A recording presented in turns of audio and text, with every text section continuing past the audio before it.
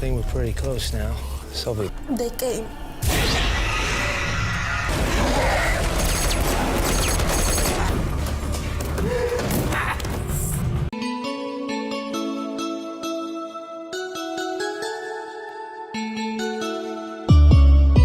Di video hari ini, kita akan menikmati film aksi horor, berjudul War of the Dead, yang dirilis tahun 2011. Tanpa banyak spoiler di awal, santuy dan nikmati sambil rebahan. Film dimulai dengan beberapa tahanan Jerman yang dipimpin oleh penjaga bersenjata Rusia ke dalam bunker bawah tanah. Seorang tahanan mencoba melarikan diri dengan menyerang salah satu penjaga. Tetapi pintu di sisi lain koridor terbuka, dan tentara Jerman masuk untuk membunuh semua orang selain tentara yang menyerang penjaga. Dia kemudian ditahan oleh beberapa tentara Jerman di atas meja saat dia disuntik dengan beberapa jenis bahan kimia. Beberapa saat kemudian, matanya mulai berkedip, dan tubuhnya mulai bergetar tak terkendali sampai dia kehilangan kesadaran. Saat dia bangun, dia menjadi zombie. Eksperimen mayat hidup sekarang dalam efek penuh. 2 tahun kemudian, tentara Amerika dan Finlandia dipimpin oleh Kapten Martin Stone karena mereka ditugaskan untuk menyerang dan menghancurkan bunker tempat percobaan zombie terjadi. Tetapi tidak ada tentara yang tahu untuk apa bunker itu digunakan saat itu. Kapten Stone menyarankan agar mereka beristirahat dan menyerang sebelum fajar. Karena timnya hanya berjarak 2 km dari target mereka. Kapten Niemi setuju dengannya. Semua tentara kemudian diberitahu tentang rencana tersebut. Kapten Stone memperhatikan bahwa Kapten Niemi gelisah dan sepertinya waspada. Dia bertanya kepada Niemi apakah ada sesuatu dalam misi ini yang belum dia ceritakan.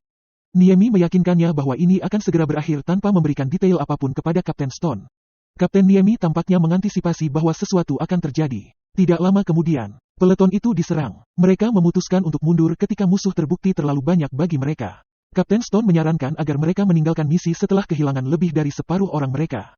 Mereka tidak mampu untuk tinggal tanpa cadangan. Selain itu, mereka jelas dirugikan. Tetapi Kapten Niemi menolak untuk mundur. Dia ingin tim terus berjuang sampai mereka mencapai bunker dan menyelesaikan misi mereka.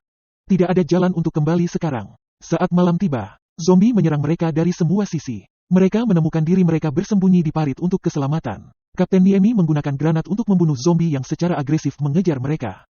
Mereka menemukan seorang tentara Rusia di parit. Niemi memerintahkan Stone untuk menembak dan membunuhnya, tetapi Kapten Stone ragu-ragu untuk menjalankan perintah tersebut.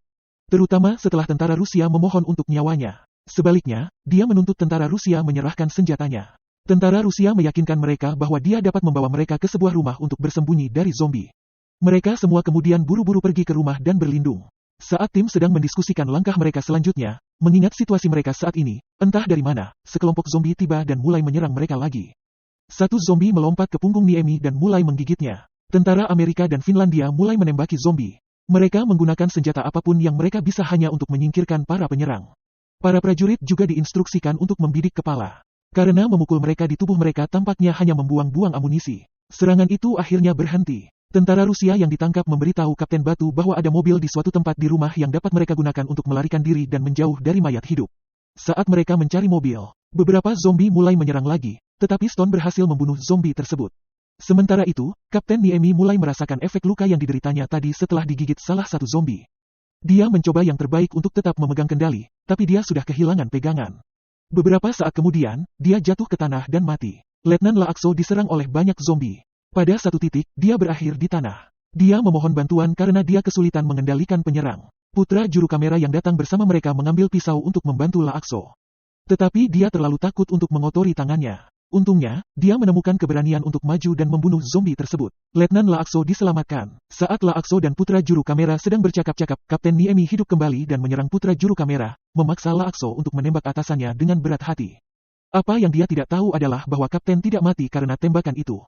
Kapten Stone ada di kursi pengemudi, siap untuk meninggalkan area tersebut, tetapi mobilnya dikelilingi oleh 3 zombie. Tahanan Rusia, Kolya, masuk dan membunuh zombie dengan mudah. Kapten Stone terkesan dengan keterampilan tempur Kolya. Kolya kemudian mengambil bensin untuk kendaraannya.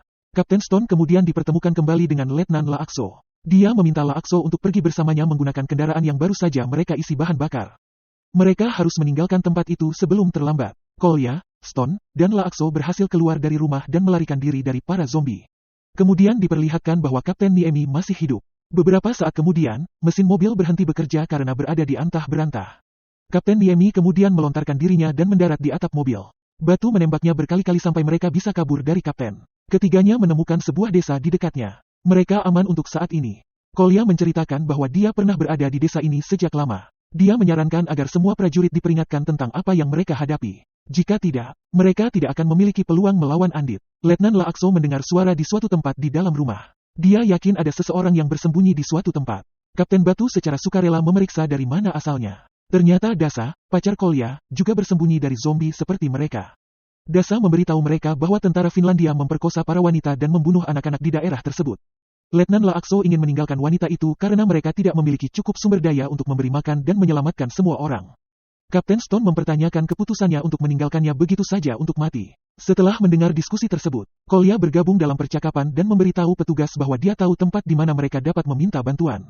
Itu adalah bunker yang memiliki ruang radio di dalamnya.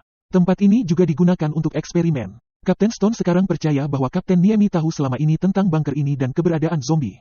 Ini menjelaskan mengapa dia membawa juru kamera bersamanya. Sebelum mereka pergi, zombie menyerang lagi. Untungnya, mereka dapat melarikan diri. Panggilan dekat lainnya untuk semua orang. Mereka mencapai pintu masuk bunker dan terkejut melihat keadaannya sangat berantakan. Tentara yang tewas ada di mana-mana bersama dengan kendaraan yang ditinggalkan dan rusak. Sekarang sudah terlambat untuk mundur, jadi mereka semua memutuskan untuk mencoba peruntungan dan masuk ke dalam bunker. Kapten Stone punya firasat buruk bahwa ada zombie yang mengintai di dalamnya. Dia tidak salah, karena beberapa saat kemudian, mereka berhadapan dengan kelompok zombie ganas lainnya dengan niat jahat. Menggunakan kunci khusus, Kapten Stone menemukan bahwa Jerman memulai eksperimen yang mengarah pada penciptaan mayat hidup. Faktanya, beberapa zombie masih baru di dalam fasilitas. Kapten Stone berencana untuk membakar tempat itu, tetapi Dasa tidak bisa ditemukan. Kolya meminta bantuan petugas untuk mencari mantan pacarnya, namun keduanya menolak. Mereka tidak punya cukup waktu untuk menelusurinya. Jika Kolya ingin mencarinya, dia sendirian. Saat Kolya masuk jauh ke dalam bunker, dia bertemu dengan seorang tentara yang terluka parah. Dia memberinya senjata yang bisa dia gunakan, karena berjalan bukanlah pilihan baginya. Dia kemudian segera menemukan bahwa Dasa terluka dan sudah sekarat. Mengetahui bahwa dia akan segera berubah menjadi zombie dan mungkin akan menyerang mereka, Kolya membuat keputusan sulit untuk membunuhnya. Dia membidik kepalanya dan menekan pelatuknya. Kapten Stone dan Letnan Laakso segera mengetahui bahwa masih ada tentara Jerman di dalam yang ditugaskan untuk menjaga percobaan dan bunker dengan segala cara. Terjadi baku tembak. Stone meminta Letnan Laakso untuk meninggalkannya dan mencari ruang radio. Jika mereka gagal melakukannya, usaha mereka untuk datang akan sia-sia. Letnan Laakso dipertemukan kembali dengan Kolya sementara Kapten Stone masih bertempur melawan Jerman. Menggunakan bahan peledak improvisasi, Kapten Stone mampu menghilangkan ancaman tersebut. Laakso memanggil Kapten untuk bergabung dengannya dan Kolya, tetapi Stone meminta mereka untuk mencari ruang radio, dan itu adalah prioritas untuk saat ini. Beberapa zombie mendatangi Kapten Stone pada saat yang bersamaan. Sementara itu, Laakso dan Kolya dapat menemukan ruang radio. Letnan segera menelepon pos komando untuk meminta bantuan. Memberitahu mereka bahwa misi telah gagal karena perlawanan musuh yang kuat. Tempat itu harus dihancurkan sebelum terlambat. Dia kemudian memberikan lokasi bunker. Dia menambahkan bahwa dia akan menggunakan suar untuk mengidentifikasi lokasi persisnya, karena bunker tidak ditampilkan di peta manapun. Mereka kemudian diberitahu bahwa serangan udara akan datang. Laakso menjelaskan kepada Kolya perlunya bunker dimusnahkan seluruhnya. Tidak ada pilihan lain. Saat Kolya dan Laakso berada di ruang radio, mereka menerima panggilan bahwa batalion Rusia akan datang ke bunker. Kolya ingin memberitahu mereka bahwa serangan udara akan segera terjadi, tetapi karena sinyal buruk, dia tidak dapat menyampaikan pesannya. Saat zombie menuju ke ruang radio, keduanya tidak punya pilihan selain meninggalkan ruangan. Menggunakan sistem ventilasi gedung, mereka merangkak keluar tetapi tanpa melawan beberapa zombie yang masih berusaha mengejar mereka. Mereka harus meninggalkan bunker sebelum tempat itu dihancurkan. Saat keduanya berada di dekat pintu keluar, zombie menangkap Kolya, yang menyebabkan kematiannya saat jatuh ke tanah. Letnan Laakso berhasil keluar dari bunker dengan sukses. Dia memiliki satu tugas lagi yang harus dilakukan, dan itu adalah menyetel suar sinyal untuk menunjukkan dengan tepat lokasi bunker. Itulah instruksi yang dia berikan ke pos komando. Stone selamat dari serangan beberapa zombie, tetapi tugasnya belum selesai saat Niemi datang dan menantangnya. Mereka kemudian terlibat dalam pertarungan tangan kosong yang intens. Stone harus membunuhnya dan keluar dari bunker sebelum serangan udara terjadi. Sementara itu, Letnan Laakso berhasil menyetel suar sinyal saat pesawat tempur mendekat. Dia tidak yakin apakah Kapten Stone dapat keluar dari bunker atau tidak. Dia hanya bisa berharap pada saat ini bahwa Kapten Stone akan keluar hidup-hidup. Dia melarikan diri dari bunker dan mencari keselamatan. Beberapa saat kemudian, ledakan besar terjadi, memusnahkan bunker. Film berakhir setelah serangan udara. Letnan Laakso mendapati dirinya merangkak di tanah. Yang mengejutkan, Kapten Stone membantunya, dan keduanya kabur dari lokasi.